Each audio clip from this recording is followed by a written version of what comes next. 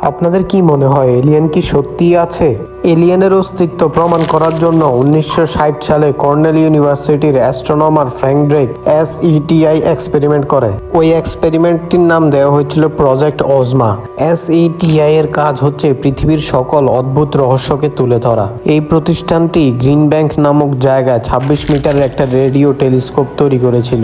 এই প্রতিষ্ঠানটি দুইটি তারা যেমন টাও সিটি এবং এপ্রিল এলরিনের উপরে 400 হার্টজের এক্সপেরিমেন্টস করে এটা খোঁজার জন্য যে কোনো এলিয়েন আছে কিনা, কিন্তু তারা এটাতে ব্যর্থ হয়। তারা কোনো এলিয়েনের সন্ধান পায়নি। এখানেই তারা থেমে যায় নাই। 15ই আগস্ট 1977 দ্য ওহিও স্টেট নামে একটি প্রতিষ্ঠান স্ট্রং একটা ন্যারোব্যান্ড রেডিওর মাধ্যমে একটি সিগন্যাল পায়, যে সিগন্যালটির নাম দেওয়া হয়েছিল দ্য ওয়াও সিগন্যাল। কিন্তু এই সিগন্যাল দ্বিতীয়বার আর কখনো ডিটেক্ট হয়নি, ফলে তারা এই এক্সপেরিমেন্টেও ব্যর্থ হয়েছিল। এরপর নাসা 1976 সালে আবার চেষ্টা করে। তখন তারা কিছু গ্যাসের সন্ধান পেয়েছিল, কিন্তু এটির মাধ্যমেও পুরোপুরি ক্লিয়ার হয়নি যে এলিয়েন আছে নাকি নেই। এটির শেষ এখানেই হয়নি। এরপর আরো কিছু বড় বড় কোম্পানি যেমন mega channel extraterrestrial SA 1985, billion channel extraterrestrial SA 1995। তো বন্ধুরা, আপনাদের কি মনে হয় এলিয়েন কি সত্যি আছে? কমেন্ট করে জানাবেন আর আমাদের ফলো করতে ভুলবেন না।